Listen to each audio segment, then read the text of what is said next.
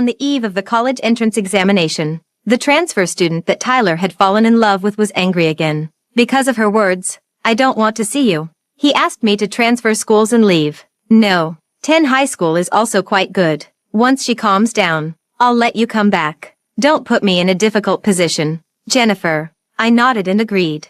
I packed my things and prepared to leave. His good friend tried to persuade him. You forgot that Jennifer has a hearing impairment. Won't she be bullied if she goes to another school alone? You grew up together since childhood, and you used to like her so much. Are you really willing to drive her away? Tyler raised his eyebrows. That was in the past. A childhood sweetheart can't compete with someone who appears out of the blue.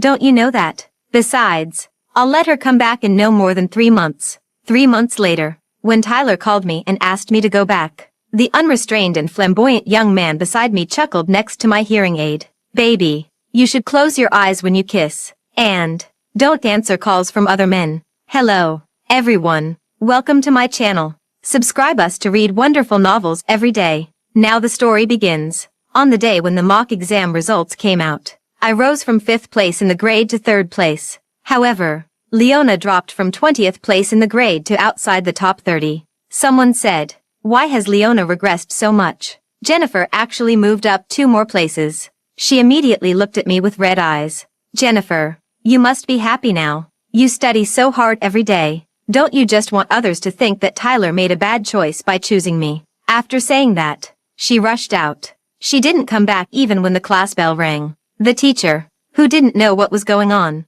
asked me, as the class monitor, to find Leona. Half an hour later, I saw Leona sitting on the flower bed beside the basketball court. Opposite her was Tyler, who was bending over and coaxing her in a low voice. I don't know what Tyler said, but Leona stopped crying and smiled. The sunlight shone on the two of them through the shade of the trees, creating a scene like that of the male and female protagonists in a campus idol drama. When he saw me coming, Tyler squinted his eyes, as if to vent Leona's anger. He threw the basketball in his hand towards me, but it accidentally hit my hearing aid. After a buzzing sound in my ear, I couldn't hear anything in my left ear at all. Tyler obviously didn't expect it, and a flash of surprise appeared in his eyes but disappeared in an instant. Then he walked towards me. Jennifer, you should transfer schools. Leona has a bad temper, and she always makes trouble with me because of you. Clearly, just a month ago, he had asked me, Jennifer, would you be my girlfriend after the college entrance examination?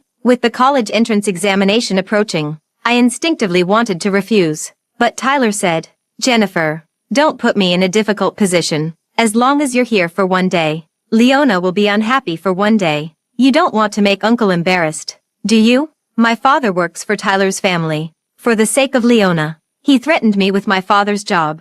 I know that my father has worked for Tyler's family for many years, from the age of 22 to 45. I can't let my father lose his job in middle age because of me. Okay. Tyler seemed to heave a sigh of relief. Once she calms down, I'll let you come back. Leona seemed to have heard it and walked over to arrogantly pull Tyler's hand. Tyler, I think no. 10 high school is quite good. No. 10 high school is the bottom-ranked high school in City A. Tyler naturally knew that. He just smiled casually. Okay, I'll listen to you. I clenched the fragments of the hearing aid in my palm, and it deeply embedded into my skin. It hurt, but it held back my desire to cry. After a long time, I threw the fragments of the hearing aid into the trash can. Then I turned around and left. Tyler quickly had someone handle the transfer procedures for me. The whole school knew that I was going to transfer schools. When I was packing my things, people were talking about it. Seriously, Tyler really wants to drive Jennifer away for Leona.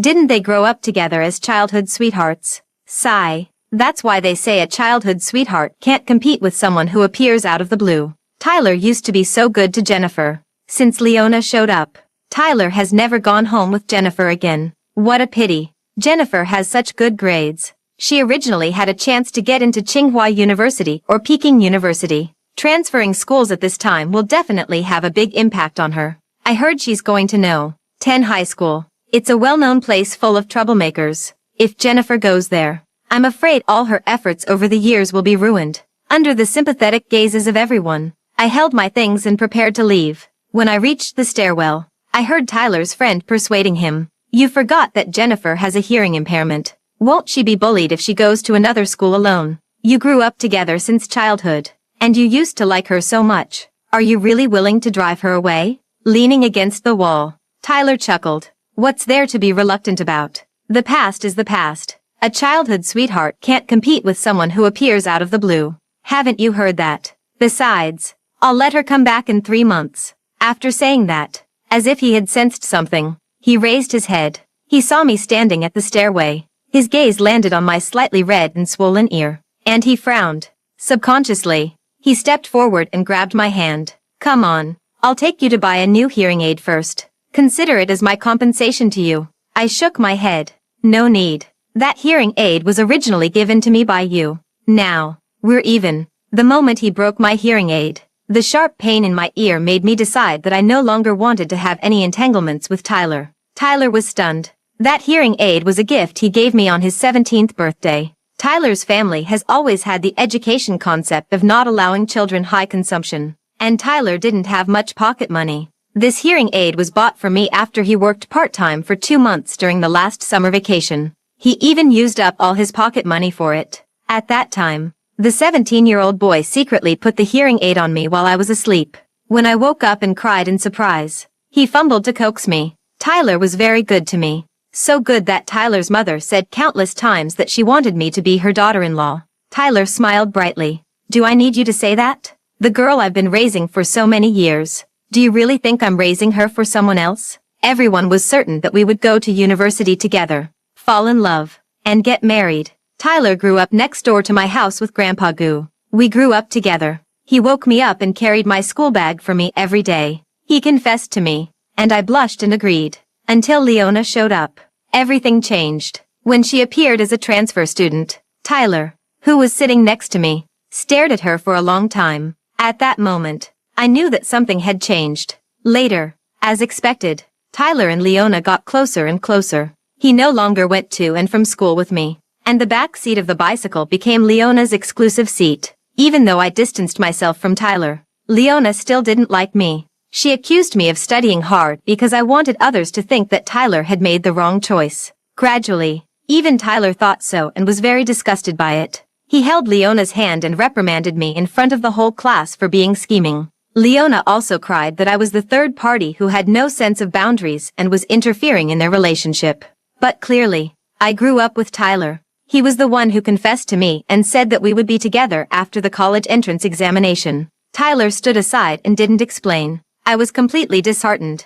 I stayed away from Tyler, thinking that everything would be okay like this. Until today, Tyler opened his mouth, wanting to say something, but Leona on the opposite side said, Tyler, let's go. Let's go back together. He glanced at me and still left. When I got home, my father carefully brought up the idea of resigning and starting a small company at the dining table. He carefully sought the opinions of my mother and me. If we start a business, our life won't be as stable as it is now, and we don't have much money. I want to sell our house and buy a new one in the suburbs. What do you think? My mother frowned. Forget it. Maybe. Jennifer is about to go to university. When she graduates from university, we still need to prepare her dowry. What if? We're already old. They knew about my situation with Tyler. Therefore, over the years, even though many people tried to persuade my father to leave Tyler's family, he wasn't tempted. Moreover, because Tyler was the only son, my father treated the work for Tyler's family with extra dedication and was even more embarrassed to leave. My father pursed his lips. You're right. Then, I suddenly interrupted him. Dad, I support you in starting a business. I know my father's ability. He has experience, has been deeply involved in the industry for many years, and has the necessary resources. Over the years, due to the poor health of my grandparents, our family's savings are not much. He must be eager to start his own business and has considered it thoroughly. Otherwise he wouldn't ask us at this time. Do what you want to do. My father's eyes turned red. My mother also agreed. You've really grown up, Jennifer. Then go ahead and do it. After the matter was settled, my mother immediately contacted the real estate agent. Although the house was old, it was in a central location, with the fair price offered by my father. We quickly signed the contract. The new homeowner agreed to let us live in the house for a few more days. My parents went to look at houses in the suburbs every day after work. Until my birthday came. My mother got off work early and asked me to send a few birthday cakes to Tyler's family. I hesitated for a while, But still, under my mother's urging, I walked to the gate of Tyler's house. She didn't know that it was Tyler who forced me to transfer schools. After all, Tyler had always said that I wanted to transfer schools on my own. Although she didn't agree, when she saw the already processed transfer notice, she just sighed and didn't say anything more. It was Tyler's mother who opened the door. She was very happy to see me. "Jennifer is here." "Yeah, Mom asked me to send the cakes." As soon as I finished speaking, I heard a burst of laughter coming from Tyler's room, and it was Leona's voice. Sure enough, when the door opened, Leona, wearing a cool little skirt, walked out of Tyler's room. Tyler's mother looked embarrassed. "Jennifer." She was brought back by Tyler. I knew what she wanted to say and shook my head. "It's okay, Auntie. I've delivered the things, and I'll be leaving now." After saying that, I left first. I heard the sound of Tyler's mother scolding behind me. "Tyler,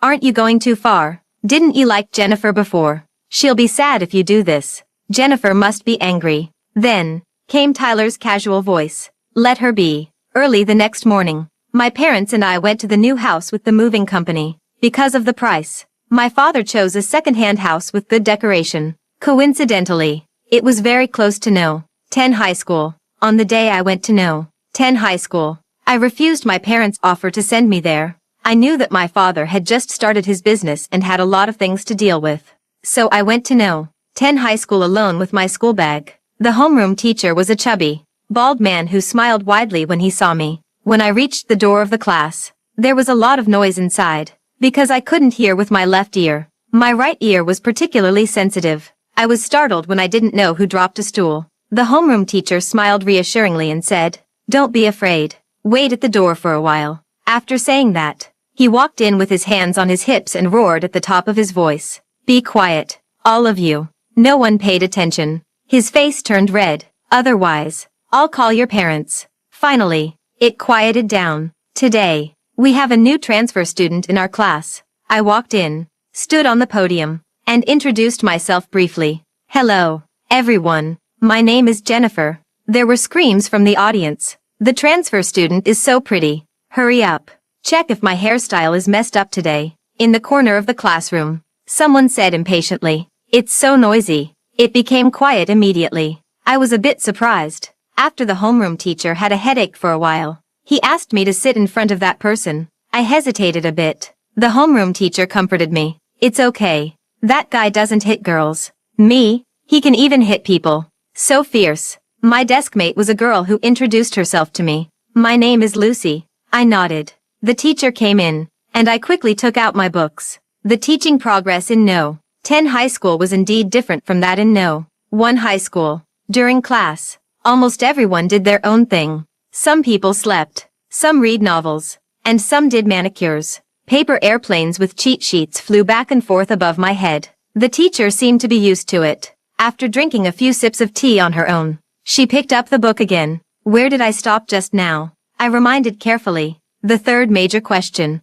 She nodded. "That's right." Then she looked at me in shock. "Is there really someone listening to my class?" It was not until Lucy told me that I knew that if No. 10 High School was a backward school, then class 13 that I was in now was the bottom of the bottom. It gathered all the backward senior 3 students in the school. When I transferred to this school, the homeroom teacher cried and begged in front of the principal before snatching me over. Looking at Lucy, who was eating ice cream during class, I felt for the first time that the world was so strange and full of vitality. After that, the teacher obviously became more enthusiastic about teaching. Gradually, several students were influenced by the teacher and started listening to the class. Until it was time to leave school, people rushed out all at once. I saw that the boy in the corner hadn't woken up yet. The school was about to close. I went up to remind him, "Classmate, school is over." The person raised his head and lifted his eyelids. His long and narrow eyes looked straight at me, under his tall and straight nose. His thin lips curled up slightly. "Thank you, wife." Me. This person is not only fierce but also calls people wife as soon as he meets them. The next second, the young man stood up, and I realized that he was actually a few centimeters taller than Tyler, who was 185 centimeters tall. He didn't explain. His well-defined fingers hooked the collar of his coat and he slung it over his shoulder. "Let's go. The school gate is about to close." I came to my senses and responded. Then I followed him. The boy had a tall figure, He held a black bicycle with one hand. He was a scenery all by himself. People around cast their eyes on him one after another. But he seemed to be used to it already. I deliberately walked a little slower to keep a distance from him. But I found that he was also walking slower and slower. The setting sun shone in front of him, and his shadow stopped at my feet. He turned his head and looked at me. Classmate, a snail is faster than you. Me? He's really familiar with people right away. On the way back, I found that he lived in the same community as me. He also noticed it, and the corners of his lips turned up. I learned from Lucy that his name was Stanley. He was the school bully of No. 10 high school. It was said that when he went to the cafeteria, there were quite a few people following him and they even called him Dad. Me. He's like part of the underworld. Until noon, I saw a group of boys following Stanley in the school cafeteria, rushing forward with his meal card. Stanley, I've run out of my living expenses this month. Give me some help.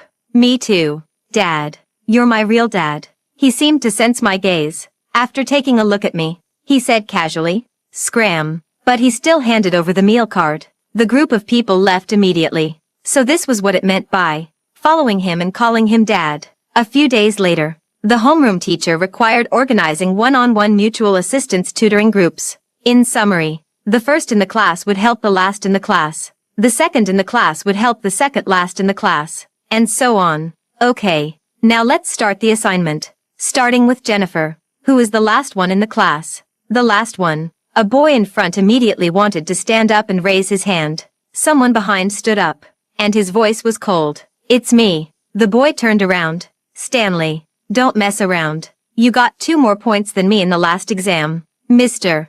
Homeroom teacher, I'm the last one. Monitor, please help me. I was appointed as the monitor by the homeroom teacher a few days ago." Stanley glanced at him. "I cheated in the last exam." The person sat down resentfully, muttering, "You even cheated just for a few points difference from me." Me, when tutoring Stanley, I found that he didn't do many questions during the exam, until I asked him to finish a test paper. He actually got an almost perfect score close to full marks. Then why was he at the bottom of the class? I looked at his other test papers. Well, his liberal arts scores were really dismal. He was extremely biased in his studies. After I explained a few questions, he quickly understood them thoroughly. People with good math scores are really smart. I was a bit jealous. After all, since primary school, I have done my homework independently every day, and I rarely went out to play even on weekends. After getting into No. 1 high school, I even studied until late at night every day. When I was sleepy,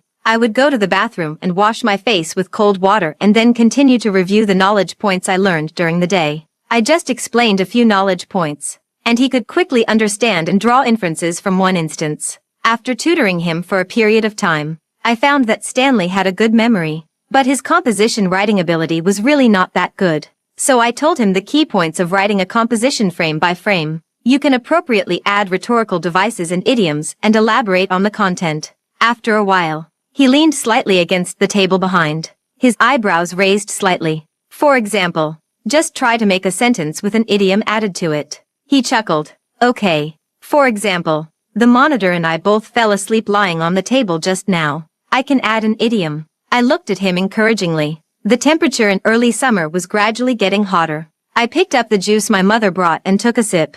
He looked at me, his black eyes deep. "The monitor and I had an intimate sleep just now." Pfft. There were half a month left before the college entrance examination. There were almost several mock exams every day. The atmosphere was tense. The homeroom teacher changed the last self-study class into free activity time. Lucy leaned in front of me. "After the college entrance examination is over, my male god and I will be separated." What an entrance examination season. It's clearly the end of my secret love. I remembered that when I passed the playground by chance last time, she pointed at a boy and told me that he was her male god. A boy whose glasses were thicker than beer bottles and who always held a book. When Lucy ran to give him water, the person just glanced at her and said, "Give up, Lucy. I won't be with a poor student like you who's at the bottom of the class." I originally wanted to comfort Lucy, but the other person said, "He's indeed a cold and aloof top student. He's really cold, but I like him so much." Me, the school infirmary hasn't measured students' eyesight for a long time,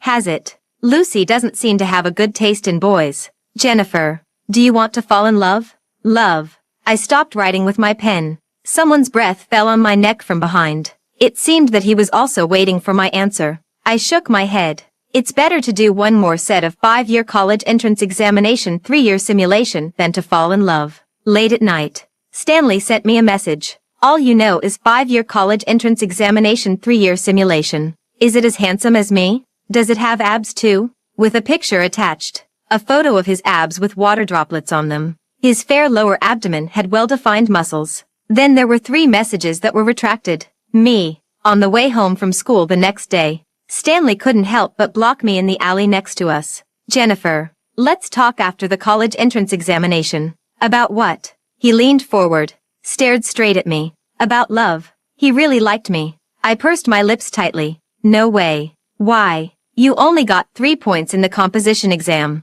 He scratched his head, looking wronged. So what? The young man with a tall figure and long legs had a smooth jawline. I curled the corners of my lips. You have to reach the average score in the composition of tomorrow's mock exam. Stanley gritted his teeth. Fine. My phone vibrated in my pocket. I took it out but accidentally swiped to answer it. Tyler's voice came from the receiver. Jennifer, pack your things. Come back to No. 1 high school tomorrow. The tone of condescension and charity always made people feel a bit strange. It was as if as soon as he opened his mouth, I had to obediently pack my things and go back happily. I looked puzzled. Just as I was about to hang up and speak, someone spoke first next to my hearing aid.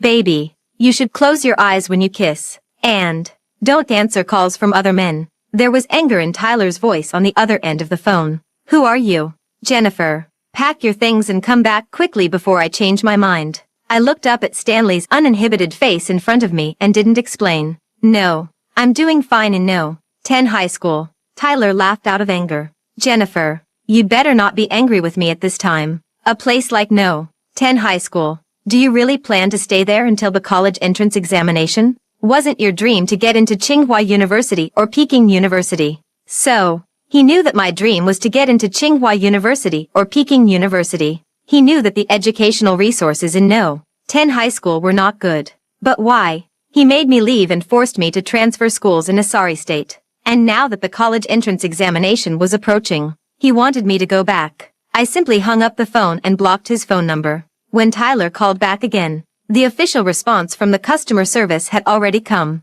He had been blocked by Jennifer. He hadn't seen Jennifer for more than 3 months. When he forgot to have breakfast, no one would prepare it for him. He always felt a bit unaccustomed. Even when he was with Leona, he would often look back, but he couldn't see that figure that was always behind him anymore. He thought that he must be unaccustomed to the sudden separation because he grew up with Jennifer. He didn't think deeply about it. But every night when he went back, he would still stand downstairs in Jennifer's house and feel at ease only when he saw the light in her room on. She was just angry. The class time in No. 10 high school was later than that in No. 1 high school. And he didn't meet Jennifer even once in more than 3 months. But thinking of the boy's voice he heard just now, he still cared a bit. Then he thought, Jennifer liked him. So when he confessed to her, she blushed and nodded in agreement. They grew up together. And he knew Jennifer. She was a well-behaved, conservative little prude. How could she fall in love in a place like No. 10 high school, let alone kiss someone? She must have deliberately asked someone to say that to make him care. Thinking of this, he relaxed a bit in his heart. But he still walked downstairs in Jennifer's house. He felt relieved only when he saw a figure moving behind the curtain. After the mock exam was over, Stanley blocked me in the equipment room. The average score. I saw it. It has to be after the college entrance examination. We can't have puppy love. The college entrance examination was coming soon now. He nodded and agreed. In the following period of time, the time we spent reviewing became longer and longer. Stanley didn't look for me anymore. But every morning, there would be a bottle of milk on my desk. On the way home at night, he would follow me from a distance behind. The day the countdown on the blackboard was erased, the college entrance examination finally arrived. After coming home from the examination room, I recalculated the answers. After having some confidence in my mind, I slept at home for 3 consecutive days. Except for washing and eating, I slept at other times. My parents were busy with the company's affairs and didn't stop me. They directly left me a stack of money and told me to take care of myself. When I went downstairs to the supermarket, Stanley was standing downstairs. Hearing the sound, he looked at me with burning eyes. Why are you here? He walked up and the sunlight shone on him, making him especially dazzling. To find my girlfriend and fall in love. It's not puppy love now. I blinked. What are you talking about? He smiled, and his fingertips accurately landed behind my ear, even with the cover of my hair. He still pressed my hearing aid. I know you're wearing a hearing aid. Don't tell me you want to go back on your word. He gritted his teeth, as if he would bite me if I admitted it. I mumbled, no. He straightened up and coughed lightly. Good. Let's go. It's time for a date. The young man smiled unbridledly. After the college entrance examination results came out, the homeroom teacher sent a message in the group, asking everyone to have a final get-together. He would treat us.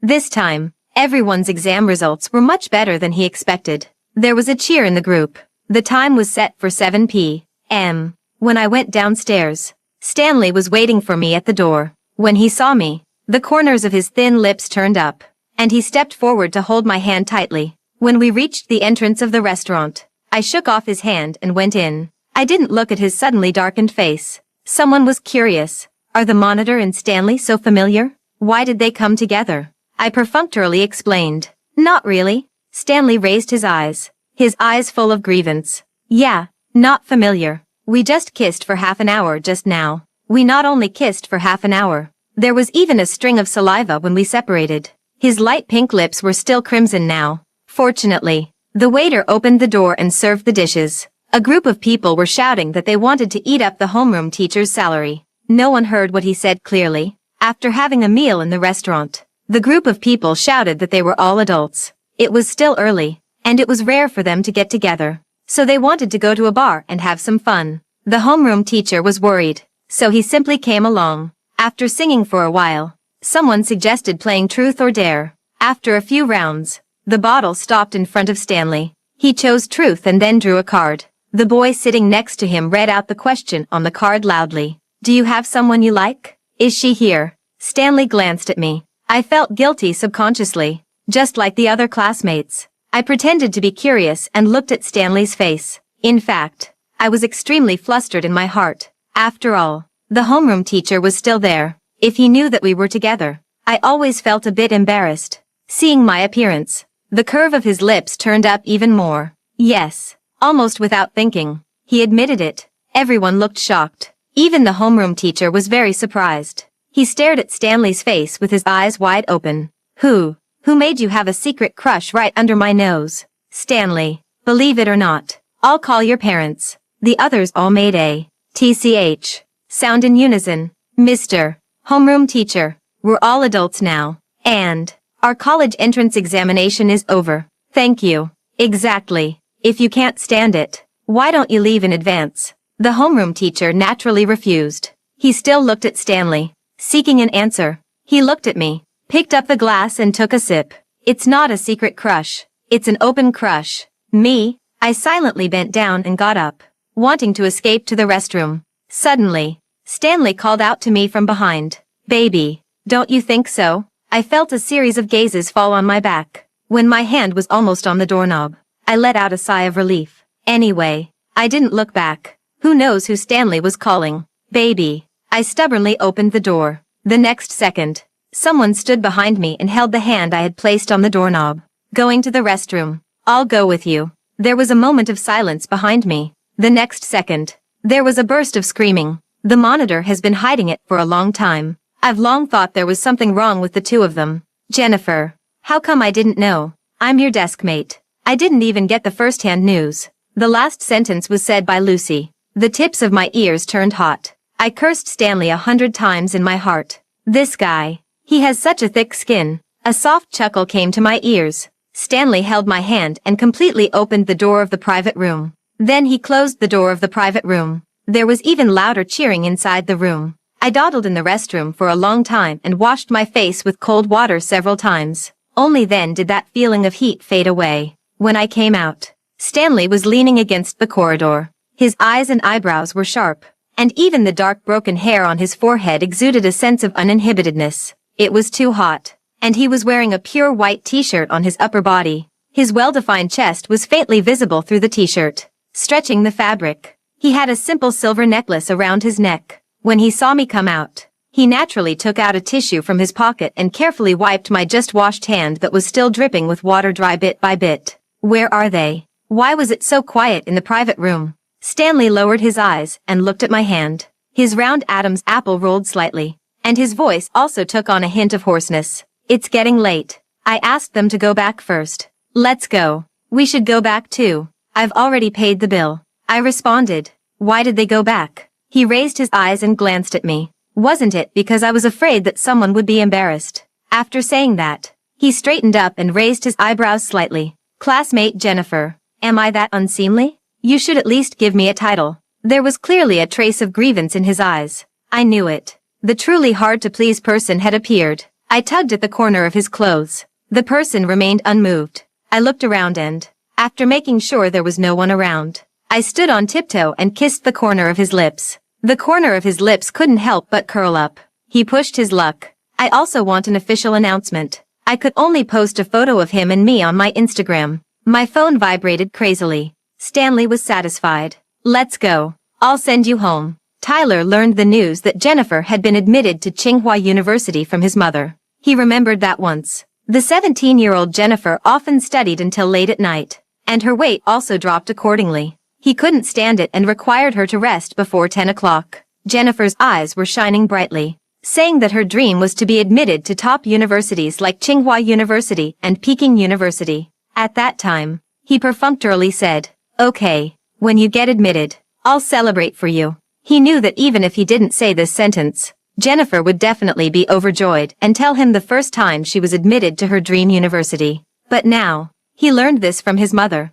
It dawned on Tyler that since Jennifer went to No. 10 high school, she had never taken the initiative to contact him again, even when he took the initiative to ask her if she had been bullied. In fact, as long as she choked up and said yes, he would immediately let her come back. He had gotten used to Jennifer always following behind him, but that day, Jennifer blocked him. She no longer relied on him, and it seemed that she didn't need him either. Thinking of this, Tyler felt a bit flustered in his heart. He still couldn't help but want to find Jennifer. After Jennifer blocked him that day, he never took the initiative to find Jennifer again. He was angry and wanted to teach her a lesson. Later, it was him who couldn't hold back. He took the initiative to give Jennifer a way out. He called her and asked her to come back. But a strange man's voice came from the phone. So affectionate. But he knew that Jennifer was well-behaved and conservative. In a place like No. 10 high school, she wouldn't fall in love with someone there. Leona also said that Jennifer was just trying to make him angry.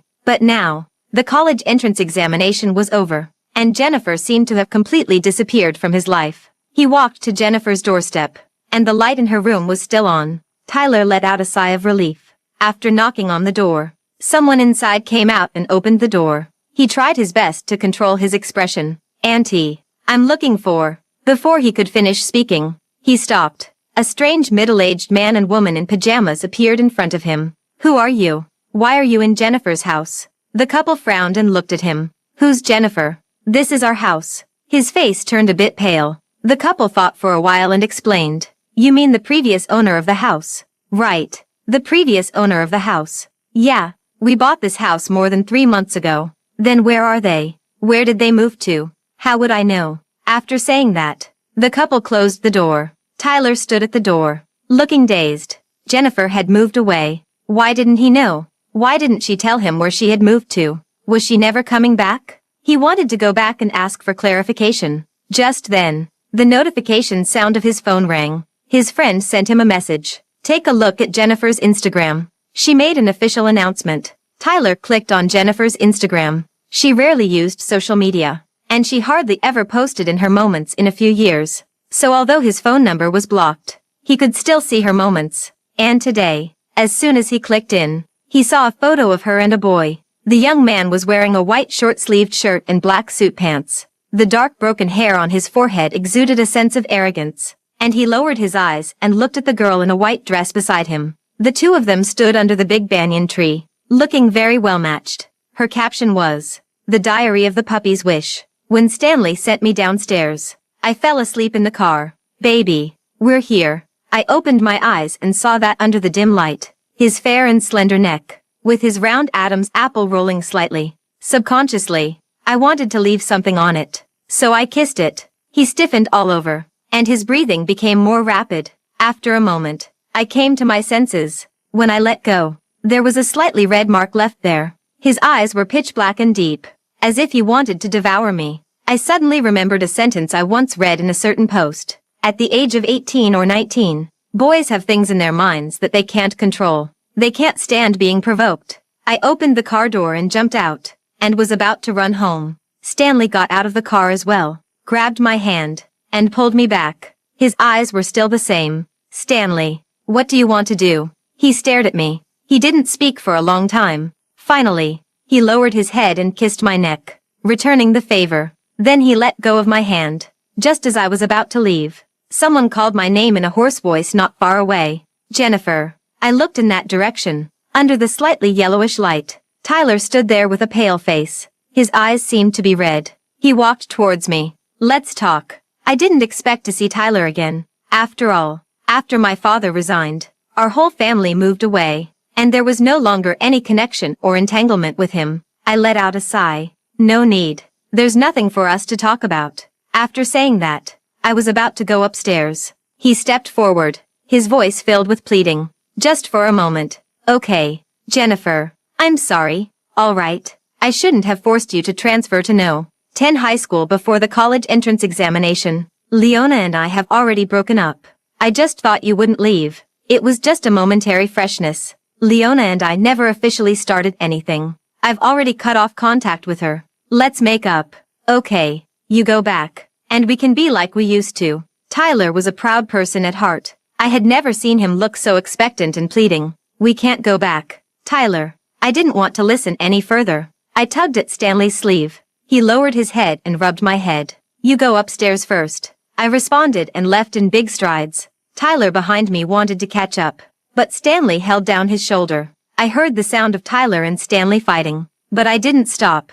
The fierce young man who could fight against 10 people in the alley. There's nothing to worry about. I just heard their conversation. "Who the hell are you?" "Jennifer and I grew up together as childhood sweethearts. Do you know that?" Accompanied by Stanley's cold voice. "Oh, but so what? I'm her boyfriend." When it comes to being childhood sweethearts, Jennifer and I. The elevator door closed, and I couldn't hear the rest of the conversation. Tyler didn't speak anymore. The corner of his lip was bruised. That guy really hit hard. He heard Jennifer go upstairs and call Stanley. Her voice on the other end was soft and clear. "Are you hurt?" He finally realized that Jennifer no longer cared about him. Once upon a time, when he came back from a fight with someone else and was worried about being nagged by his mother, he simply went to Jennifer's house. At that time, Jennifer carefully applied medicine to him with a cotton swab.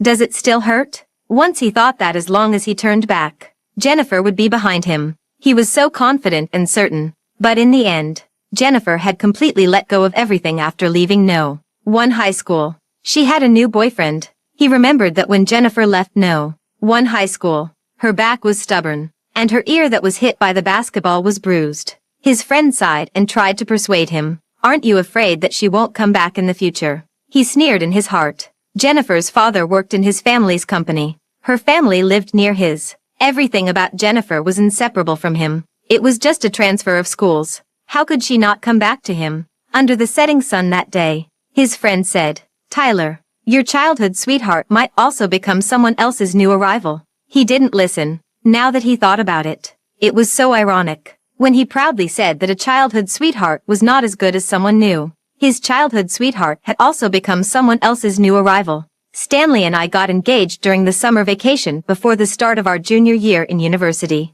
On the day of the engagement, Stanley's parents also came. After Stanley and I got together, this was the first time I met his parents. He only told me that he grew up with his grandparents in the old house. As for his parents, he only said that his parents divorced when he was 7 years old, and he didn't mention anything else. Stanley's mother came back from abroad and was dressed elegantly, and his father didn't take his eyes off his mother from the moment she appeared, until my mother walked over and asked in surprise, "You are Sister Sen who used to live upstairs from us?" That's when I learned that Stanley's family used to live upstairs from mine. Later, after his parents divorced, Stanley moved away. After that, that house was put up for sale. Gradually, I forgot about that little boy, until Tyler's family moved in. I often habitually went upstairs to play with him. I remembered that there seemed to be a little boy upstairs who often used his pocket money to buy me candies. If you eat my candies, you have to be my wife when you grow up. The little boy's childish voice rang in my ears.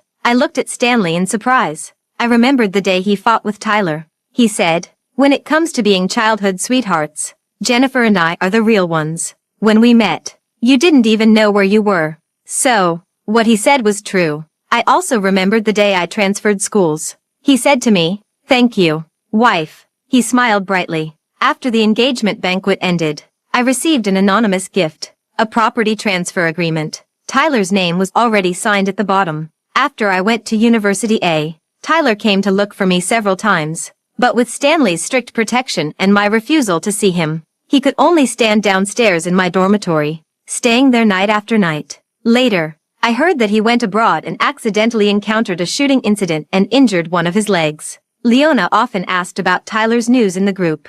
Her college entrance examination results were not ideal at that time. And finally, with the advantage of being a dancer, she went to an art school in the South. She changed several wealthy second-generation boyfriends in a short period of time, but each relationship ended in failure. She asked someone to contact Tyler who was abroad, but Tyler never replied to her. Stanley came out of the bathroom with only a bath towel around his waist. When he saw the signed name on the agreement, he sneered. "He still has his eyes on you." This thing was really annoying to keep. What did he mean by giving me these things? I threw it into the trash can and then hugged Stanley's waist. He lowered his head, and his eyes darkened. "Baby, do you want it?" "Me? We've already been together for a long time. Why is he still like this? A rascal." After a long silence, I nestled in his arms and changed the subject. "So, you recognized me the first time you saw me?" Stanley lowered his head and rubbed my head. "Yeah. Then did you like me because of what happened when we were kids?" He refuted. "No, Jennifer. For me, you are my childhood sweetheart. And also, love at first sight." The music was still playing from the speaker in the living room. At this moment, I'm extremely grateful. In my world, after going around in circles, it's still you. My fingertips slipped under Stanley's shirt and landed on his lower abdomen. He took a deep breath and held my wrist. He lowered his head and kissed my lips, gradually devouring. It became more and more rapid, until my hands wrapped around his neck. He stood up and placed me on the bed. My wrists were raised above my head, but his kisses gradually moved downwards, from my neck to my collarbone, and continued further down. His scorching breath was occasionally accompanied by a magnetic gasp.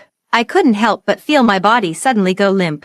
I struggled to take off my hearing aid, which was my last bit of stubbornness. He leaned over and chuckled softly in my right ear, as if he could see through me. Then he unbridledly let out muffled groans and gasps in my ear. Obviously, I could only hear with one ear, but I felt that the sounds in this room were still a bit too loud. The night was still long. After graduation, Stanley and I successfully got our marriage certificate. When we came back from our honeymoon, Mom and Dad bought a townhouse villa in the suburbs for their retirement. The two of them were worried that some old things would be damaged by the moving company, so they insisted on moving them by themselves. On the day of the move, Stanley took me to help.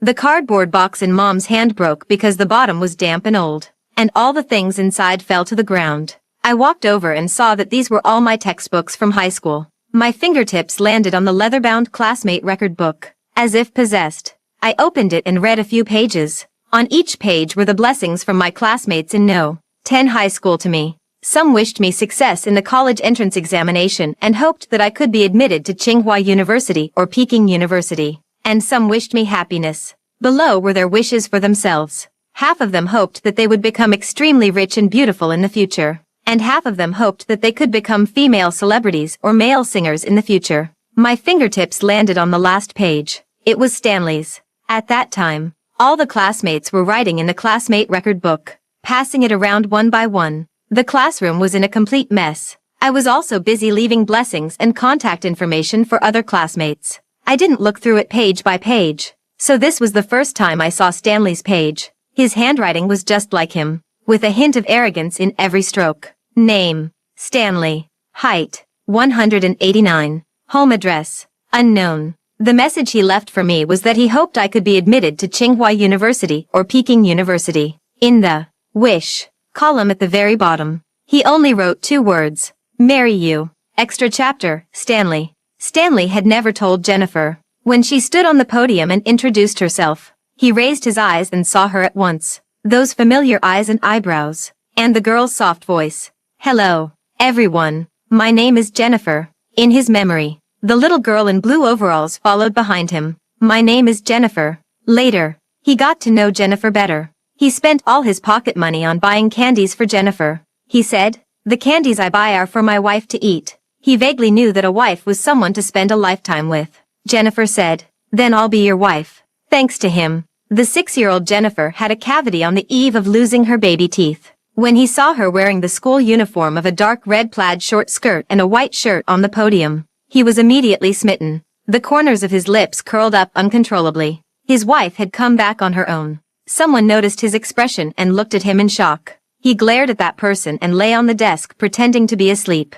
Unexpectedly, Jennifer would be arranged to sit in front of him. He heard the conversation between her and Lucy. His nostrils were also filled with the girl's scent. After school, he didn't leave until Jennifer finished reviewing. He was certain that Jennifer would wake him up because Lucy had told her that the school would lock the door. Sure enough, he couldn't hold it back. Looking at that beautiful face so close, he said, "Thank you, wife." Then, looking at her stunned eyes, he curled the corners of his lips and stood up to leave, trying to hide his feelings. When he got home, he dreamed of his childhood. At the age of 7, he and his mother came home and heard his father's voice inside the door, accompanied by a woman's coquettish voice. Then, in his ears were the woman's panicked pleas for mercy, and his mother's hysterical questioning voice, accompanied by his father's angry voice after apologizing. He rushed in and stood in front of his mother, wanting to protect her, but he was thrown into the room by his father and locked up. Outside the door were the sounds of smashing and crashing. Finally, all the sounds disappeared. The door was pushed open by Jennifer. She hugged him who was curled up in the corner. Jennifer brought him a lot of candies, which were her favorite at that time. She didn't know what had happened, but she knew that those things would scare any child. In the evening, his parents came back, and Leona dropped from 20th place in the grade to outside the top 30. Stanley, his mother packed her things with red eyes and bought a plane ticket to go abroad. His father sneered and then left with his secretary in his arms. He was left alone in this home. It was not until late at night that he was picked up by his grandparents and taken back to the old house. Sitting in the car, he tried hard to remember the way, but he still forgot it after waking up the next day. After that, he tried to go back, but his grandparents thought he wanted to find his parents and sighed to stop him. He just wanted to find Jennifer. He knew that he had been abandoned by his parents. City A was very big, so big that even though he searched every week based on his memory, he never found his way back. City A was very small, so small that he met Jennifer again. She was his childhood sweetheart, and also his love at first sight. Summer never fades, and you and I will eventually meet again.